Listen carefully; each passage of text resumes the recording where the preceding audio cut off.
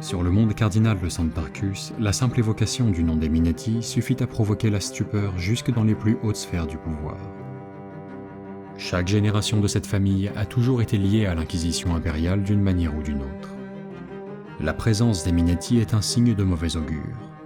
Si mutants et psykers sont les proies naturelles de ces inquisiteurs, leur champ d'investigation s'étend à toutes les formes de l'hérésie, et ces chasseurs de sorcières sont également connus comme des tueurs de prêtres. Récemment, Santarcus servit de théâtre à d'immenses affrontements au cours desquels Alessandro et Bianca Minetti tentèrent de déjouer les plans des émissaires de Tsinj. Mais dans le dernier acte de la tragédie que le maître du destin avait orchestré pour eux, Bianca fut emportée par une marée de démons et n'a pas été revue depuis lors.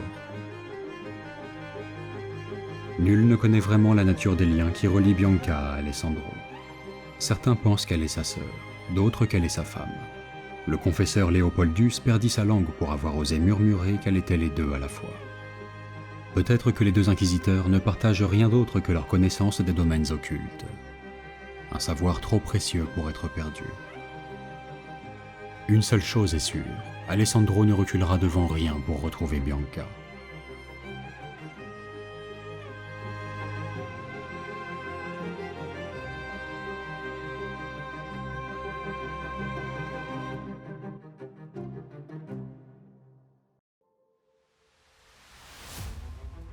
Bonjour à tous et bienvenue pour le second épisode de notre mini-campagne pour Warhammer 40 000, le destin de Bianca. Dans cet épisode, l'inquisiteur Alessandro Minetti va tenter d'explorer une nouvelle piste pour retrouver Bianca. Suite à l'échec de sa première tentative de capturer un démon vivant pour en faire un possédé et le soumettre à la question, Alessandro a beaucoup ruminé avant de trouver finalement un autre plan. Même si de nombreux groupes de maraudeurs, d'hérétiques ou de partisans d'enclaves rebelles rôdent dans les désolations de Santarcus, la présence de démons est un phénomène rare depuis la fin de la guerre pour le secteur vénétien.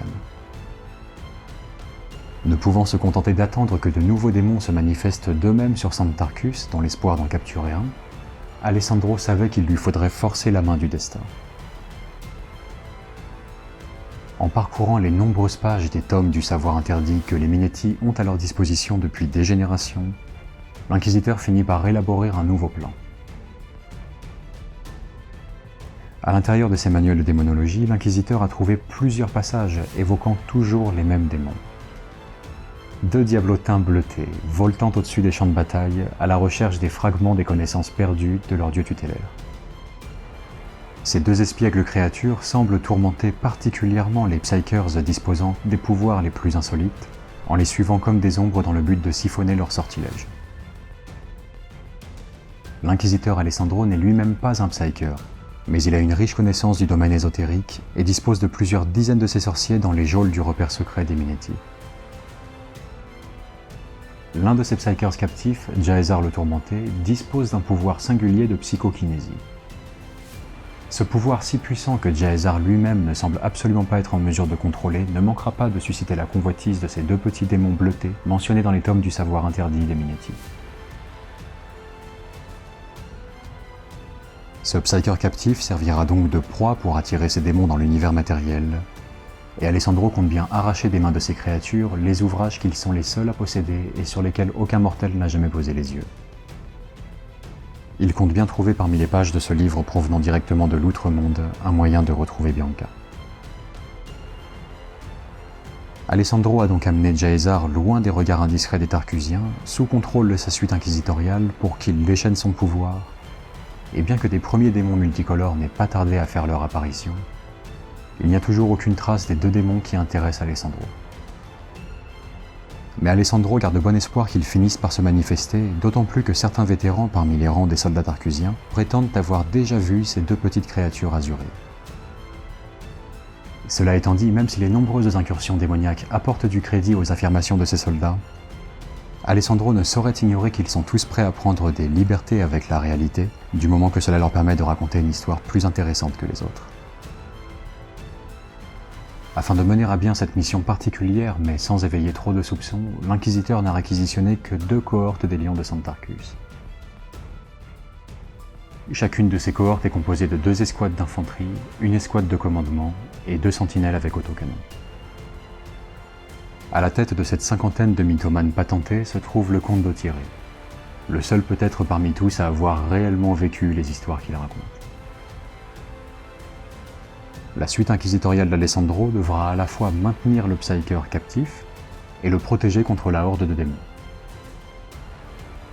Pour l'heure, seuls 2 groupes d'une vingtaine d'horreurs roses chacun semblent avoir été attirés dans l'univers matériel par le sort de Jae'Zar.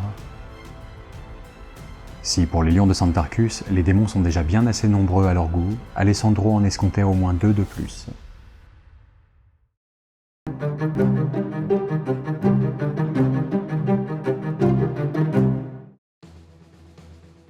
L'ouverture des hostilités entre les mortels et les créatures du Warp a été d'une violence inouïe.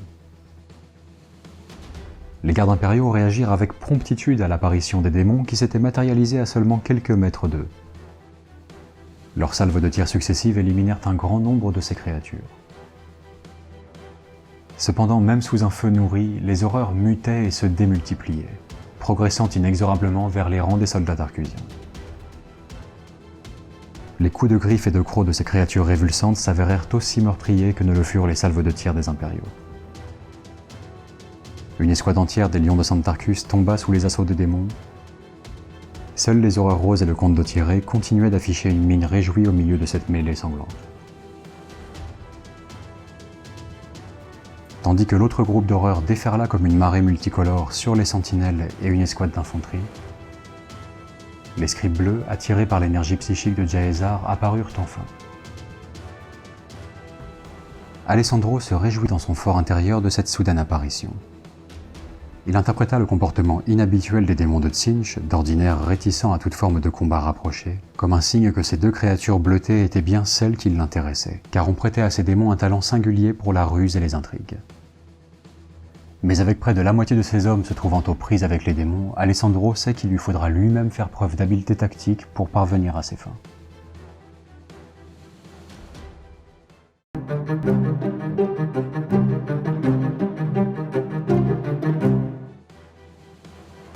Comme vous pouvez le voir sur la vue d'ensemble du champ de bataille, les cartes ont été entièrement redistribuées lors de ce second round. En effet, malgré la vigilance des acolytes qui l'encerclaient, Jae'Zar est parvenu à manifester à nouveau son sort de maelstrom psychokinétique. Une vive lueur iridescente est venue baigner le champ de bataille et lorsqu'elle se dissipa, tous les belligérants, mortels et démons confondus, se retrouvèrent hagards, désorientés, loin de leur position initiale. Les gardes et les horreurs qui luttaient au corps à corps se retrouvaient à présent séparés de plusieurs mètres. Et même la masse considérable du Land Raider semblait avoir été transportée par les effets du sortilège. Les gardes, comme les horreurs, s'en retrouvèrent complètement désorientés, au point d'en oublier un instant leurs adversaires. Mais les scribes bleus, quant à eux, retrouvèrent rapidement leurs esprits. Ils utilisèrent l'un de leurs sorts arcaniques pour s'insinuer dans l'esprit d'un commandant de peloton, et ils parvinrent à le manipuler de sorte qu'il s'en prit à ses propres hommes. Les soldats de son escouade de commandement tentèrent de faire entendre raison à l'officier, mais devant la démence soudaine qui semblait s'être emparée de lui, ils se mirent à redouter davantage ses tirs de pistolet laser que son grade, et ils mirent un terme à sa folie à coups de baïonnette. Alessandro n'ignorait pas que Jae'Zar tenterait vraisemblablement d'utiliser ses pouvoirs psychiques pour s'échapper. Mais c'était un risque qu'il avait accepté car la proie devait rester vivante pour continuer à attirer les scribes bleus. Toutefois, dans la confusion qui régnait suite à ce déchaînement de magie brute, un effet positif qu'Alessandro n'aurait pas su anticiper était qu'il se retrouvait désormais plus proche des scribes bleus.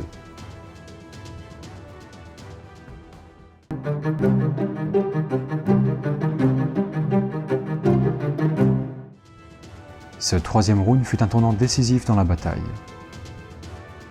Tout d'abord, Alessandro craignit le pire lorsque les scribes bleus parvinrent à siphonner l'énergie psychique de Jae'Zar et à assimiler ce nouveau pouvoir. Les 2 diablotins ayant obtenu ce qu'ils étaient venus chercher, il ne leur restait plus qu'à s'enfuir. L'inquisiteur et sa suite d'acolytes savaient pertinemment qu'il n'y avait pas un instant à perdre.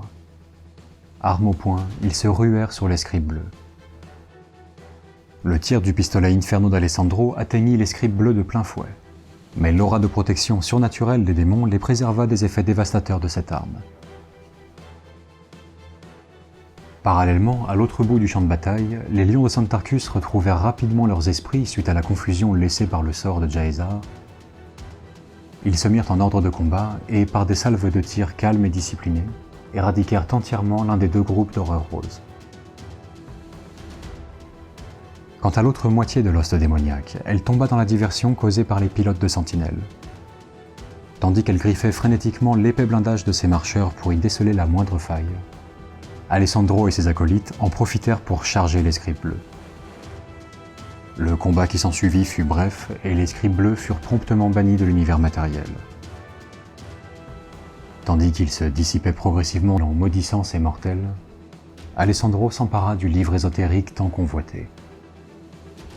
Il eut cependant la surprise de constater que ce livre semblait animé par une vie qui lui était propre. Deux minuscules jambes et une queue fourchue jaillirent de sa reliure, et ce livre se mit à se débattre avec hargne mais sans succès pour tenter d'échapper à l'étreinte d'Alessandro. L'inquisiteur n'eut cependant que très peu de temps pour se réjouir de sa prise. Un démon incendiaire surgit soudainement à quelques mètres seulement, et il projeta une gerbe de flammes roses qui mit au sol 5 des acolytes de la suite d'Alessandro. Étant déjà aux prises avec un livre qui refuse de se laisser faire, Alessandro n'a guère d'attention à accorder à ce démon-là.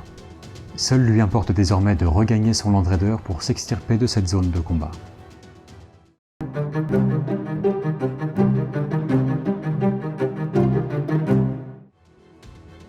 Au cours de ce 4e round de combat, Alessandro et sa seule acolyte encore en mesure de le suivre se précipitèrent à toute allure vers le Land Raider qui venait à leur rencontre. Ce n'est qu'au prix de grands efforts qu'Alessandro parvint à maintenir son emprise sur le livre, car ce dernier continuait de se débattre frénétiquement. La plus grande menace qui planait sur l'inquisiteur venait sans doute du démon incendiaire apparu précédemment, car il semblait déterminé à ne pas laisser Alessandro s'enfuir avec le livre. Mais les lions de Santarcus firent taire cette menace à coups de laser et de baïonnettes.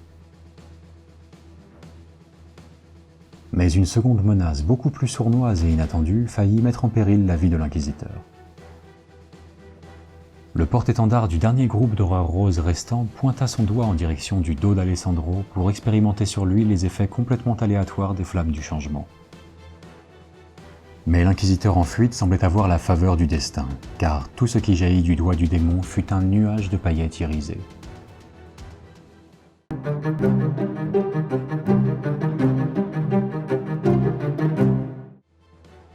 Lors du dernier round de cette bataille, Alessandro, couvert par son acolyte, réembarqua dans son Land Raider avec le précieux ouvrage en sa possession. Tout en quittant la zone de combat, il adresse par radio un dernier message aux forces tarcusiennes, dans lequel il leur laisse une fois de plus le soin d'éliminer la poignée de démons restantes, mais aussi d'abattre Jae'Zar, le Psyker en fuite.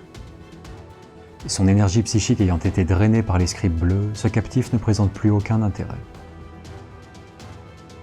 Mettre la main sur le mystérieux ouvrage que détenaient les scribes bleus n'était pourtant que la première étape du plan d'Alessandro.